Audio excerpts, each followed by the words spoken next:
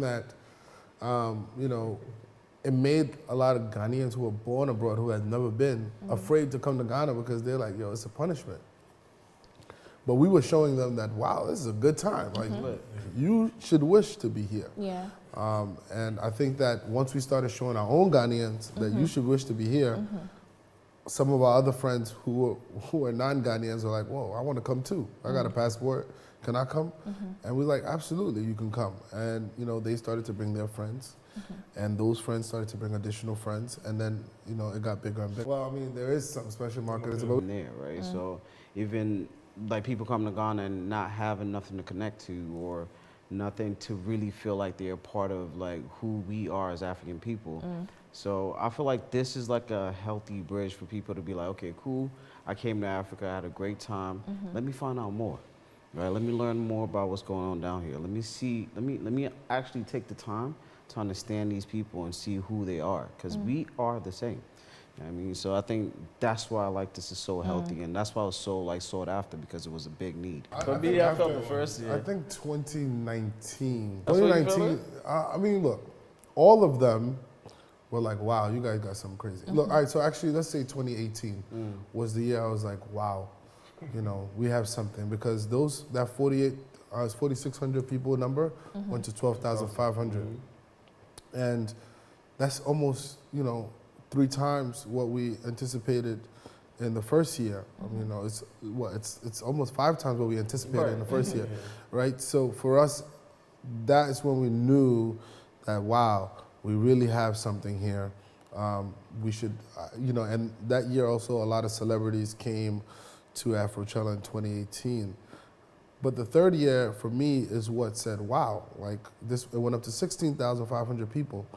And it was the third time for us doing something. It stretched us very, very thin, because it was so fast for us to go from 4,600 to 16,000.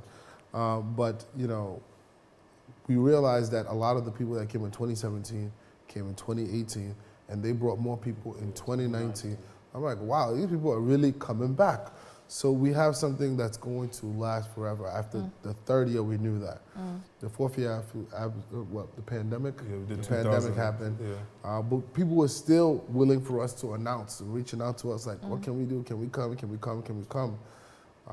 But the fifth year, when we came back in 2021, and I was like, wow. We went right back up to 10,500 people. And that's because Ghana's government told us we only had a capacity of 7,500, so we couldn't really sell that many tickets. But if you know, we still oversold more than the capacity they had given us. But that's when we knew, like, yes, we have something. Don't say that. No, to be honest, it's true, because AM 2021, the stadium's still packed. People are still waiting for Wizkid to come on stage. Whoa, like they're not leaving. I would say, you know, Kenny and I met when he was younger, but we officially started connecting when he became a part of my fraternity. We're brothers of Phi Beta Sigma Fraternity Incorporated. DZ, he's not here, but him and I, we went to junior high school here in Accra together since we were kids. And then Vernell, we also knew each other from college. From college. When he was at Rochester, and I was at Syracuse University in the States as well.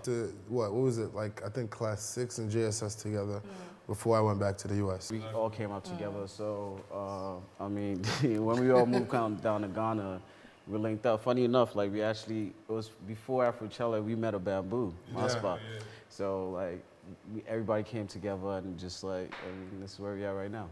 It's funny because baking is actually my first business, but unfortunately today I was like, don't worry, I'll send some cookies to the office. It just started because of 2 things. I had asked my dad for some shoes. It's called Maury's. It's like leather, and then the tip of it right here is alligator skin. Right. And he said it, I'll say it in tree. He said, oh, I was like, oh, Daddy, I want some Maury's. That shoe was $285 for the low tops. And he was like, Namate, I sing for Suma, Share Papa to 16. He was like, when he was younger, he didn't wear a shoe until he was 16. So why should he buy me shoes for $285? I'm like, okay, no problem. So like 5 days later, I was walking to school with 2 of my friends, and it was a guy. We got off the bus. And that time in high school, you have to leave your phone at the store. They give you a ticket, then you go into school. So it was a guy and his girlfriend, or somebody. It was a guy and a lady. It was arguing in the car, and the lady got out the car and threw money. Okay. like hundreds everywhere flying. Like literally everywhere.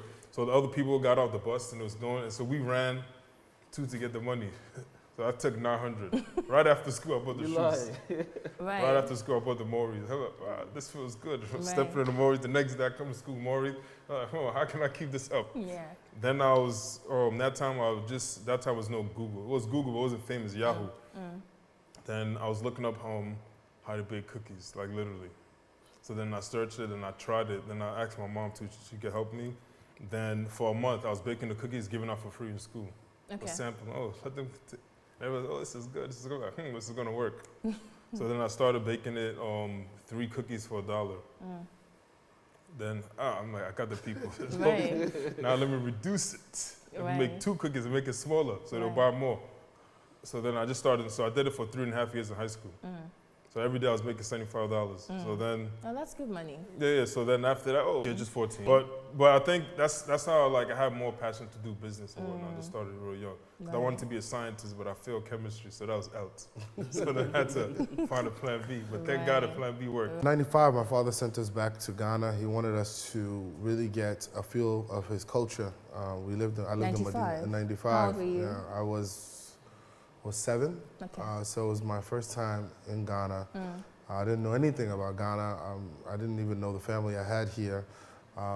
My grandmother then had a house in Medina, so we would stay there in Medina sometimes.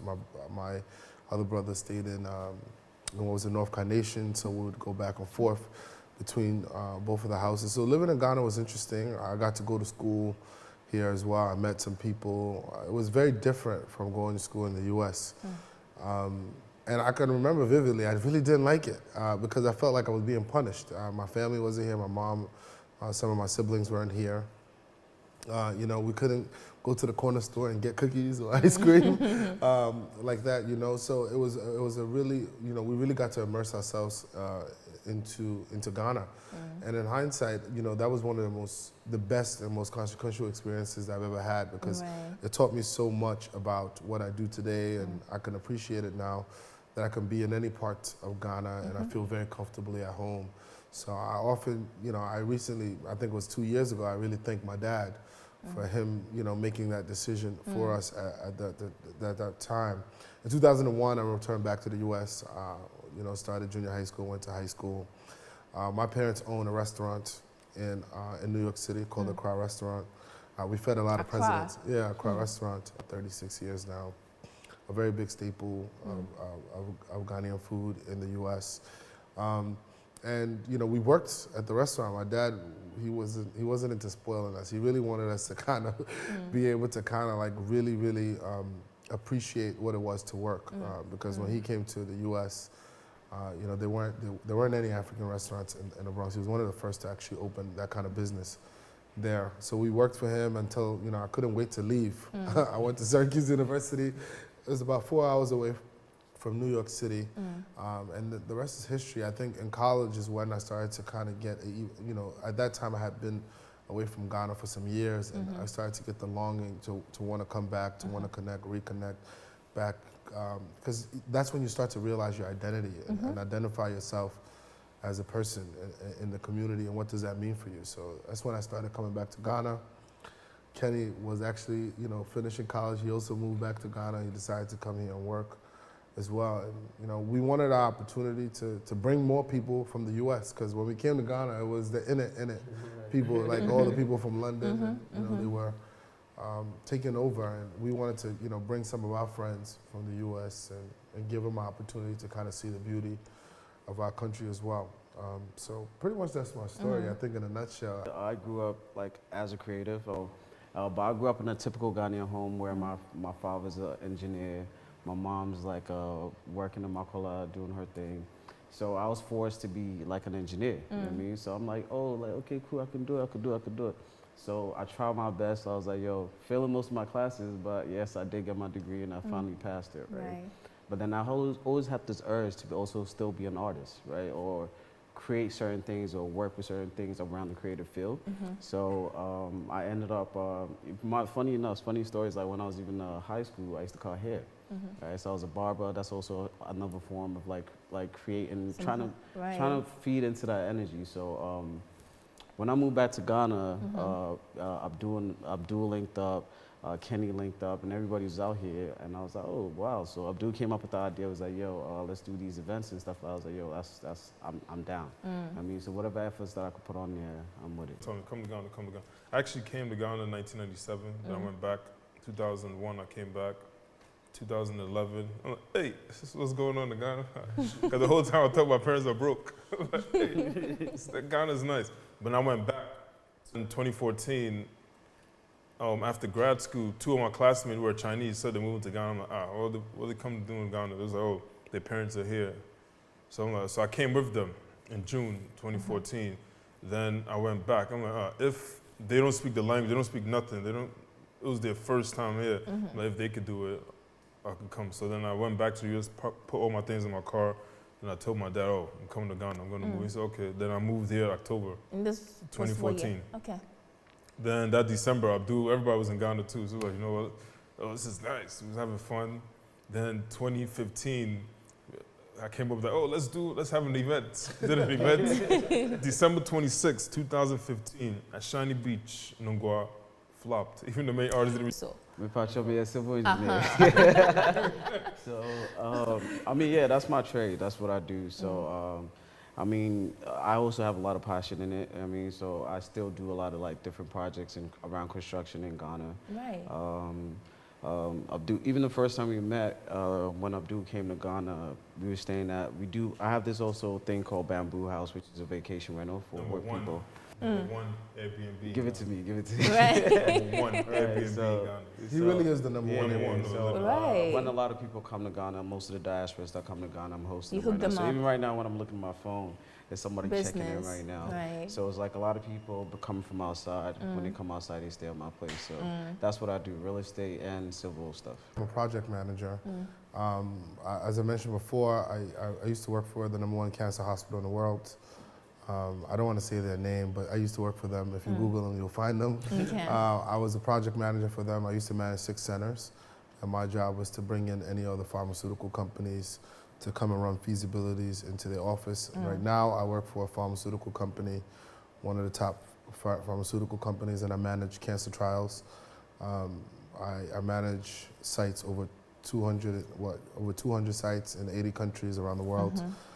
So it's those project management skills that I've used to kind of develop, our project here around the festival as well. Right. So, yeah, that's my profession. I work for the #1 entertainment media house, Kansas City Media. Right. I'm on FM, Net 2, Ash FM, Nap Radio, and online. And then, what a lot of people think, what a lot of people don't know, I really do actually sell chicken on the side. Yeah, I Like know, frozen- actually. I frozen, know. Like I run cold store as well too. So like fish, chicken, like poultry and whatnot. Yeah. It's your And I have father. twins, yeah. They are the budget. Like I have maybe 3 personalities. Like one of my kids, one of my work, and one with the guys. So like, Right, there's right. time and place for everything. Awesome.